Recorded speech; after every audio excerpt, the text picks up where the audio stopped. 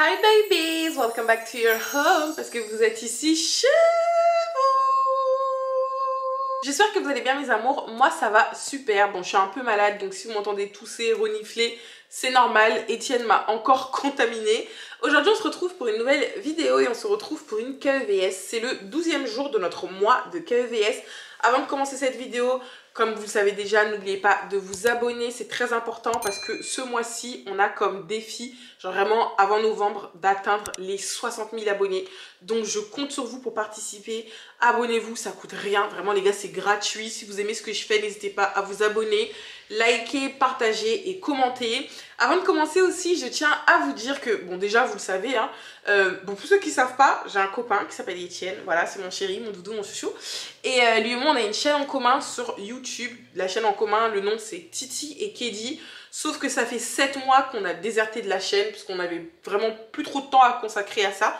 Mais là, on est de retour. Et je vous mets du coup le nom de la chaîne quelque part par là, petite photo, tout ça, tout ça. Notre prochaine vidéo sera dimanche. Donc voilà, on est de retour. Nouvelle vidéo dimanche sur notre chaîne en commun. N'hésitez pas à aller vous abonner, les gars. Activez la cloche. Et je sais qu'il y a pas mal de personnes qui attendent cette vidéo parce qu'on va faire quelques révélations, on va dire. Donc rendez-vous dimanche sur notre chaîne en commun. Je compte sur vous pour vous abonner. Sans plus tarder, je vais vous laisser avec la vidéo d'aujourd'hui. Juste dernière chose, n'oubliez pas de prendre vos téléphones, de faire des stories, de m'identifier pour que je puisse repartager dans ma story à moi. Sans plus tarder, on passe à l'histoire d'aujourd'hui. Alors la KEVS d'aujourd'hui, c'est celle de Balia. Elle a 27 ans et elle est actuellement en couple et fiancée avec Jay qui a exactement le même âge qu'elle. Je sais pas si je vous ai dit les gars, je filme dans la même tenue qu'hier parce que j'ai filmé les deux vidéos le même jour. Voilà, donc si vous me voyez dans la même tenue, c'est pas la même vidéo, c'est une autre histoire, c'est juste que j'ai gardé le même pull parce qu'il fait super froid. J'ai la flemme de me changer, pardon. Donc c'est l'histoire de Balia, 27 ans, en couple avec Jay, fiancés les deux, et lui il a le même âge qu'elle. Faut savoir que actuellement elle habite en France, mais avant de s'installer en France, elle habitait en Belgique. Et c'est le pays dans lequel elle est née et elle a grandi. Elle a aussi de la famille ici, mais la majorité principale de personnes de sa famille habite en Belgique. Je sais pas si ce que je viens de dire c'est français les gars, calculez pas. Mais en tout cas, toute sa vie est en Belgique. Elle a fait toute sa scolarité là-bas. Donc toutes les personnes qu'elle connaît c'est là-bas, que ce soit les amis, les amours, vraiment tout est en Belgique. Il y a des personnes avec qui elle est encore en contact et il y a des personnes avec qui elle est plus du tout en contact parce qu'elle a eu des embrouilles et tout. Enfin bref, on va pas calculer. Elle vient d'une famille où il y a 4 enfants, 2 filles, 2 garçons. Je suis trop bizarre. 2 filles, 2 garçons, elle s'entend bien avec ses frères et sœurs.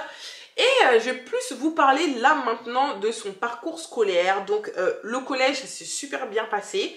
Et au collège, elle a rencontré un jeune homme qu'on va appeler Chris. Je tiens à vous préciser que les deux ne sont pas de la même origine et pas de la même confession religieuse. Donc au début, quand déjà elle l'aimait pas au début. Genre vraiment au début les deux ne s'aimaient pas. Et après ils ont commencé à se trouver des points communs. Donc ils ont commencé à de plus en plus traîner ensemble, parler, tout ça, tout ça. Et je vous spoil en fait, puisque l'information elle est importante quand même. Faut savoir qu'ils se sont mis en couple au collège, ok. Et les deux se sont séparés un peu plus tard, donc à 25 ans. Sauf que le truc c'est que au début, en fait, je vous ai dit, ils n'ont pas la même confession religieuse ni la même origine.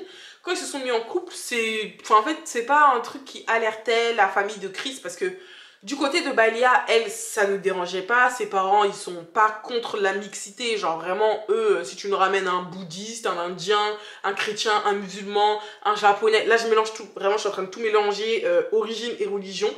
Mais c'est vraiment le cas de le dire, en fait. Les parents de Balia, eux, ils s'en foutent.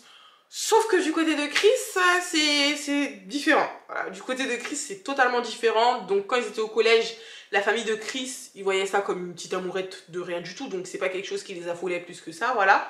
Sauf qu'au fur et à mesure, en fait, les deux ont commencé à grandir, à être de plus en plus proches. Leur relation a commencé à devenir réelle, ok. Et c'est là que la famille de Chris a commencé à lui dire, écoute, non, tu vois, tu sais très bien comment ça fonctionne à la maison. Tu nous ramènes une fille de chez nous. Même origine, même religion que nous. Donc la petite Balia là, au bout d'un moment, va falloir stopper. Voilà, va falloir stopper tout ça. Tu peux pas continuer avec elle. Et en fait, au début, c'est comme si Chris, il s'en foutait en fait Pas qu'ils s'en foutaient dans le sens où je m'en fous de ce que ma famille dit, je vais en faire qu'à ma tête et je vais garder Balia. Non, ils s'en foutaient du style, parce que sa famille pouvait dire ce genre de choses devant elle, et réagissait pas forcément. Donc elle s'est dit, en fait, peut-être qu'il s'en fout de notre relation, voilà, il en a rien à faire et tout. Enfin, sa famille va continuer à me discriminer, à se comporter comme ça, il va jamais rien dire. Et c'est le cas, en fait, c'est le cas. Le mec n'a jamais rien dit. Au début, sa famille avait beau dire tout ça, mais il continuait du coup la relation avec Balia, voilà, les deux. Ça devenait beaucoup plus sérieux, comme je vous l'ai dit, ils se sont séparés à l'âge de 25 ans, ça a commencé au collège, donc c'est quand même quelque chose qui a duré super longtemps. Sauf que la famille de Chris se gênait de moins en moins pour faire comprendre à Balia qu'elle n'était pas la bienvenue, clairement. Ils ont dit du style, t'es la bienvenue en tant qu'amie, voilà, en tant qu'amie, il n'y a pas de souci. Mais en tant que quelqu'un qui veut rentrer dans notre famille, c'est mort. Genre vraiment, sache que ce sera pas possible. Et ça, comme je vous le dis, il lui disait ouvertement. Genre vraiment, il lui disait ouvertement, il lui faisait comprendre que genre ça va pas être possible.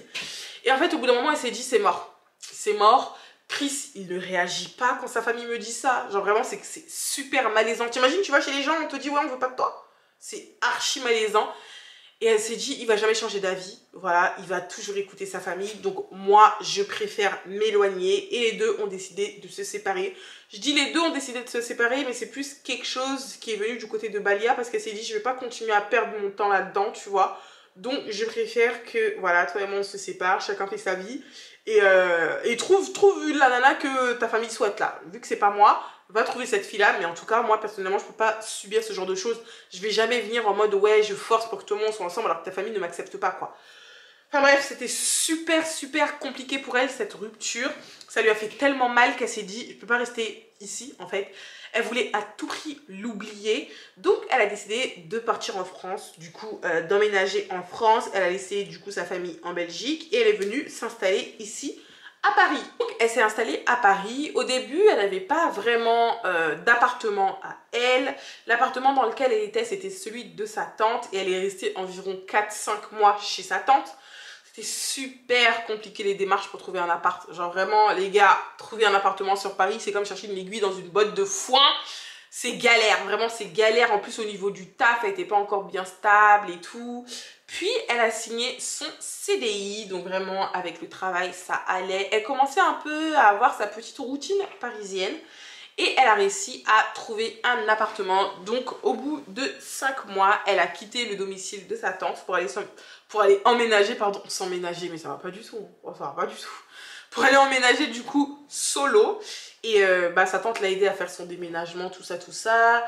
Ensuite, elle a acheté sa voiture. Genre vraiment, le fait de changer de pays, même si la Belgique, c'est pas non plus le Japon, hein, c'est quand même à côté. Mais ça lui a fait du bien. Ça lui a fait du bien d'être ailleurs que dans le pays où il y a Chris. Et aussi, ça lui permettait de se changer les idées, vous voyez. Elle pensait plus trop à lui, même si c'est vraiment son gars. Genre, quand on dit amour de jeunesse, c'est vraiment le cas. Elle était... En Côte d'Ivoire, on dit elle était fond de lui. Genre vraiment, elle le kiffait de fou, mais elle essayait de faire en sorte de l'oublier. Et c'est ce qui a commencé à arriver. Bref, je vous épargne les détails de son emménagement, tout ça. Elle était super bien installée. Et de temps en temps, vu que, bon, à Paris, elle a de la famille, mais la personne avec qui elle est le plus proche, c'est la tante en question, chez qui elle était restée pendant 5 mois. Donc de temps en temps, on va dire les week-ends, elle allait chez sa tante pour lui faire un petit coucou, voir aussi sa petite cousine, parce qu'il y a sa petite cousine qui habite avec sa tante. Les autres, ils sont âgés, donc ils ont leur propre appartement. Et un week-end, elle a décidé d'aller chez sa tante pour lui faire un petit coucou. Elle va chez sa tante, tout ça. Et en fait, elle voit que quand elle monte, parce que sa tante, elle habite au premier étage, et en général, quand elle ouvre la porte, elle laisse la porte un peu entrouverte, donc tu peux entendre les gens qui parlent dans la maison. Et là, elle entendait une voix masculine, sauf que son oncle n'était pas censé être là, en fait. Son oncle, il était en déplacement à l'étranger pour le travail, donc elle s'est dit, mais attends, mais c'est bizarre, c'est qui l'homme qui est en train de parler dans la maison, là? Faut savoir que elle, c'est une nana qui est super timide. Ça veut dire que si elle va chez quelqu'un et qu'il y a d'autres personnes, elle va être fermée comme une huître. Genre vraiment, je sais pas comment vous expliquer, mais elle est archi timide. Bref. Du coup, elle arrive chez sa tante et elle voit, il y a un jeune homme qui est assis dans le salon de sa tante. Il est en train de parler avec elle, genre ils prennent l'apéro et tout. Elle dit bonjour à sa petite cousine. Après, elle dit bonjour à sa tante et elle dit bonjour au jeune homme qui était assis du coup à côté de sa tante. Et sa tante, elle a dit, ouais, bah, je te présente Jay, c'est le fils d'une amie et tout, il est passé me voir. Il habite pas dans la ville, mais il est venu me faire un petit coucou, parce que là, il est de passage. Donc, elle lui dit bonjour, et en fait, elle voit que le gars, il est pas mal. Tu vois, le gars, il est un peu mignon, beaucoup mignon, c'est son style et tout, mais elle cherchait absolument personne. Enfin, vraiment, elle cherchait personne, donc elle s'est assise, et bah, vu que sa tante, elle était en train de parler avec le gars, elle s'est un peu incrustée, pardon, dans la conversation, puis elle a commencé à parler avec lui, involontairement. Genre, elle voulait juste voir sa tante, elle voulait pas parler avec ce gars-là, mais elle a pas vraiment eu le choix, elle allait pas faire la nana impolie, il allait pas lui poser des questions, et elle allait pas ne pas répondre. Bref, vous avez compris, elle a parlé avec lui indépendamment de sa volonté. Et après, elle a dit à sa tante, écoute, bah tata, moi je dois y aller, tout ça, et tout, je suis un peu fatiguée, je suis juste passée de faire un coucou et tout. Putain, cette mouche, elle me saoule. Oh. Du coup, elle dit à sa tante, je dois y aller. Donc sa tante, elle lui dit, ok, pas de souci. Et comme par hasard, le mec qui était assis, donc Jay, il a dit à sa tante, ah ok, bah moi aussi je dois y aller de toute façon, donc bah, on va te laisser et tout, bonne soirée. Donc elle est en mode, non, chacun est venu de son côté, donc tu vas la laisser, moi je la laisse, je rentre dans mon coin, tu rentres dans ton coin. Sauf que c'était mal le connaître, voilà, c'était clairement mal le connaître.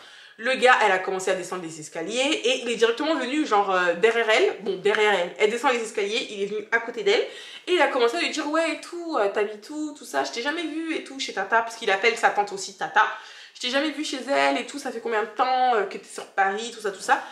Et elle, vu qu'elle est respectueuse, elle a commencé à lui répondre et tout. Et il lui a dit, est-ce que ça te dérange de me donner ton numéro? Comme ça, on va boire un verre. Il était assez mignon. En fait, elle a réfléchi. Bon, elle a réfléchi, même pas 2 secondes, hein. Mais elle a accepté de donner son numéro de téléphone à ce gars-là. Et les choses, les gars, sont allées super vite. Genre vraiment, ça allait super vite. Ils sont partis boire un verre. Je vous la fais en accéléré, hein. Voilà, c'est pas très très important. Ils sont partis boire un verre tous les deux. Ils sont partis manger également à plusieurs reprises. Et en fait, elle a commencé à un peu tomber sous le charme. C'est très différent de tomber amoureux, d'accord? Elle est tombée sous le charme du gars parce que clairement, c'était un mec super respectueux. Il était super gentil, un gentleman. Genre vraiment super carré avec elle. Et elle a commencé vraiment à s'attacher à lui. Lui, vraiment, c'est le genre de gars, pardon, qui te dit, écoute, moi personnellement, si je rencontre une nana et que ça se passe bien, bah j'ai envie de me marier, quoi. Genre, j'ai 25 piges, même si 25 piges, pour moi, c'est archi jeune. Genre, tu vas pas te précipiter pour te marier à 25 ans. Mais il était en mode, moi, j'ai envie de me poser, j'ai envie de créer bah, ma famille avec ma femme, tout ça, tout ça. Donc, lui, dans sa tête, c'était vraiment optique mariage, mariage, mariage. Et elle, quand il parlait de ça, bah, elle disait pas non. Tu vois, elle disait pas non, elle écoutait parler, oui, je te comprends, je suis d'accord avec toi, tout ça, tout ça. Mais elle ne disait pas non. Les deux se sont fréquentés, écoutez bien, hein, écoutez bien. Les deux se sont fréquentés pendant 3 mois. Et au bout de 3 mois, il a fait sa demande. Je sais pas si vous vous rendez compte. Il a fait sa demande à Balia. Et elle sait pas ce qui s'est passé. Genre vraiment, elle sait pas ce qui lui a pris. Elle a dit oui. Elle a dit oui. Elle a dit oui. Bref. Donc, les deux se sont fiancés. Il y a la famille de Balia qui a été mise au courant. Il y a sa tante qui, elle, a été super contente. Genre vraiment, elle voulait trop que les deux se mettent ensemble. Sauf qu'il y a un hic, genre il y a un hic, et c'est pas le petit hic, il y a un gros hic, les gars, écoutez bien, ok? Au bout de ces 3 mois, après qu'il l'ait demandé en fiançailles, quelqu'un a réapparu dans sa vie, et ce quelqu'un, c'est Chris. Sachant que je ne voulais pas préciser, et franchement c'est super important, je sais même pas comment j'ai fait pour oublier de vous dire ça, et en même temps ça tombe bien. Faut savoir que quand elle a quitté Chris et qu'elle est venue s'installer en France, même pas, franchement les gars, c'est une dinguerie, hein. C'est une dinguerie. Parce que entre le temps où elle l'a quitté et le temps où elle est venue s'installer en France, il s'est passé quand même quelques mois. Et quand elle était là-bas, même pas 6 mois, elle a appris que Chris s'était marié, ok? Parce qu'il faut savoir qu'ils ont des amis en commun. Et bah, sur Snap, vous savez très bien que ça va très très vite. Hein, quand quelqu'un est au mariage... Moi, j'ai déjà appris le mariage d'une pote à moi comme ça sur Snap. Enfin bref, une ex-pote à moi parce qu'on n'est plus amis. Mais en gros, le gars s'est marié, même pas 6 mois après, avec une fille du coup de la même origine que lui et de la même confession religieuse, et elle l'a appris sur Snap. Donc déjà à partir de là, et c'est ça même qui l'a poussée à quitter le pays, elle s'est dit c'est pas possible, je peux pas rester là, je vais devenir folle. Le mec réapparaît dans sa vie et lui dit oui, j'ai fait une grosse erreur, je sais que la femme de ma vie c'est toi, j'aurais pas dû écouter ma famille, là actuellement je suis dans un mariage mais je suis même pas heureux, j'ai envie de tout plaquer, s'il te plaît reviens, j'ai envie d'être avec toi, tout ça, tout ça. Et nous les femmes, nous les femmes parfois, je sais pas. Franchement, nous les femmes parfois, je sais pas. Je sais pas. Genre, t'as un gars qui est carré avec toi, il est bien. Sauf qu'au final, elle s'est dit, en fait, je l'aime pas. C'est une relation pansement. Genre, si je me suis mise avec lui, c'est pour pouvoir oublier l'autre. Elle ne l'aimait pas réellement, Jay. C'est un truc pansement et elle s'est dit, bon, tant qu'à faire, voilà, le gars, il est prêt à faire pas mal de choses pour moi. J'accepte. Raison pour laquelle elle a accepté de se fiancer avec lui, mais dans le fond, elle l'aime pas. Elle aime encore Chris. Genre, elle dit que son cœur appartient encore à Chris. Sauf que la façon dont il est revenu là et tout ce qu'il lui a fait, elle se dit qu'elle peut pas se remettre avec lui comme ça. Déjà parce qu'elle sait ce que sa famille pense d'elle. Et surtout, déjà de 1, le gars, il est marié. De 2, il propose de quitter sa femme, ok, pour se mettre avec elle. Et elle sait pas du tout quoi faire. Elle sait absolument pas quoi faire. Raison pour laquelle elle a décidé de nous raconter sa KEVS pour avoir nos avis. Parce que là, ils sont en plein préparatif de leur mariage avec Jay. Et elle est chamboulée entre le fait de rester avec Jay, qui lui offre une situation vraiment plus que stable, que ce soit financièrement, émotionnellement, en fait tout. Le gars, il est vraiment prêt pour elle. Et l'autre, franchement l'autre, voilà, l'autre qui est marié là-bas avec une fille que ses parents aiment. Et il veut faire le tour du monde avec Balia. Donc, elle est complètement perdue, vraiment dans sa tête. Là, c'est le bordel. Elle est chamboulée. Elle ne sait pas quoi faire. Donc, dites-moi dans les commentaires ce que vous aurez fait à sa place. Comment est-ce que vous aurez réagi si votre ex y redébarque et qu'il vous dit, en fait, je t'aime encore, voilà. Et je veux quitter ma femme pour toi. Comment est-ce que vous aurez réagi à ça? Est-ce que vous aurez accepté ou non? Ou est-ce que vous serez resté avec la personne qui vous aime plus que tout? Dites-moi ça dans les commentaires et moi, je vous donne mon commentaire. Dites-moi ça dans les commentaires et je vous donne mon avis maintenant. Alors, je pense que si vous regardez mes vidéos, si vous regardez les KEVS et les KVDC, les KVDC c'est un autre concept de vidéo qui veut dire qu'Edeline vous donne des conseils, vous savez un peu comment je pense, vous savez un peu ma mentalité et vous allez pouvoir prédire ce que je vais dire là tout de suite. Ma belle, s'il te plaît. En fait, moi je sais pas, je comprends pas. T'étais avec le gars, d'accord? Le gars, clairement, sa famille te disait ouvertement et ils étaient vraiment clairement racistes avec toi en mode en tant qu'ami on t'accepte mais en tant que femme et belle-sœur on t'accepte pas. À partir du moment où le gars, quand sa famille dit ça, il ne réagit pas, sachant qu'il est censé t'aimer et que ça fait des lustres que vous êtes ensemble, pardon, il a rien à faire avec toi, d'accord? Parce que moi je suis désolée mais si demain je suis avec un gars et que sa famille dit clairement ouais et tout, nous on n'aime pas les noirs. Voilà, on n'aime pas les noirs. Je dis pas qu'elle est noire, hein. Peut-être qu'elle est d'une autre couleur de peau, ok? Nous, on n'aime pas les noirs. Et clairement, on va jamais t'accepter. Voilà, on va jamais t'accepter. Si tu veux être sa pote, vas-y, y a pas de souci. Mais pour se marier, on va clairement se mettre contre votre union. Je suis désolée, mais moi, le gars, s'il réagit pas, j'ai rien à faire avec toi, en fait. Et le gars n'a pas réagi. Genre, quand sa famille disait ça, le mec ne réagissait pas. Et là, maintenant que 6 mois après votre rupture, il se marie avec une fille qui correspond aux critères de sa famille... Toi, tu pars pour te reconstruire parce que clairement, c'est une histoire qui t'a détruite. Tu trouves un gars qui t'aime réellement et qui est prêt à te marier après 3 mois de relation pour te montrer à quel point il est sûr de vous. Ton ex redébarque et toi, tu réfléchis à retourner avec ton ex. Mais vous aimez pas la paix. Vous aimez pas la paix, les filles. Vous aimez pas... En fait, vous aimez pas être heureuse. Vraiment. Et je dis même pas ça pour te juger ou te critiquer. Mais au bout d'un moment, c'est un fait. Je vous aime bien, je vous le dis, vous êtes ma communauté, vous êtes mes go, je vous aime de fou, mais au bout d'un moment, il faut ouvrir les yeux. Il faut ouvrir les yeux, d'accord? Moi, là, je suis en couple. Là, je vous parle de moi. Hein. Je vous parle de moi. Je suis en couple avec mon gars. Ça va faire 1 an bientôt. Il est carré avec moi. Franchement, c'est vrai qu'il y a des hauts, des bas. Ça, c'est comme dans tous les couples. Mais il n'y a jamais eu de manque de respect. Il n'y a jamais eu de dinguerie. Tu vois? On est bien. C'est comme si mon ex, le démon, là, il réapparaît. Et il me dit, ouais, Kedeline, je t'aime, mais va brûler quelque part dans un coin là-bas. Laisse-moi tranquille. Parce que je sais ce que j'ai vécu là-bas. Et là, tout de suite, là, en big 2024, bientôt 2025, je ne me vois pas retourner dans ce genre de relation. C'est cuit, ok? Pour mon bien et mon bonheur, je ne peux pas remettre les pieds là-bas. Même s'il me propose tout l'or du monde, c'est cuit, je ne me remets pas avec ce mec-là. Donc, ma belle, tu devrais penser comme ça. Pense à tout ce que tu as subi avec lui. Pense à tout ce que tu as subi de la part de sa famille, parce qu'il n'y a pas que lui qui t'a fait subir des choses. Sa famille aussi. Et je parle du principe où si la famille du gars ne t'aime pas et que c'est un gars qui écoute sa famille comme s'il était en train d'écouter Jésus, Seigneur, pardonne-moi si c'est du blasphème ce que je viens de dire. Mais non, non. Donc mon avis à moi, continue tes... Et en plus, non, je ne vais même pas dire continue tes préparatifs parce que le gars, tu l'aimes pas. Genre le gars tu l'aimes pas, t'es fausse avec lui, tu vois. Et je dis ça, c'est même pas méchamment, hein, c'est pas méchamment. Mais t'es fausse avec lui, genre tu vas plus le faire souffrir qu'autre chose. Si tu ne l'aimes pas, laisse-le trouver une nana qui va l'aimer en retour. Genre tu vas pas rester avec lui et faire semblant, te marier et au final penser à ton ex tous les jours. Un beau jour, Chris va venir toquer à ta porte, tu vas ramasser tous tes bagages et tu vas partir avec lui pendant que Jay il est en train de souffrir. Non ma belle, s'il te plaît. Genre vraiment, essaie de te reconstruire. Et ça, je le dis pour toutes les filles qui viennent de sortir d'une relation douloureuse. Elles ont encore mal. Ne vous jetez pas dans une relation directement. Genre vraiment, prenez le temps de guérir. Non seulement pour pas vous blesser vous, encore une fois, mais surtout pour pas blesser la personne d'en face. Parce que on se plaint de oui, les hommes, ils sont comme ci, c'est comme ça, ils sont méchants. Mais parfois, nous, les nanas, on peut être vraiment cruels. Genre, tu vas pas te mettre avec un gars que t'aimes pas juste pour relation pansement. Genre, c'est pas quelque chose qui se fait. Donc moi, ce que je te conseille, c'est de rester seule, de boire beaucoup d'eau et de réfléchir. Vraiment, réfléchis beaucoup.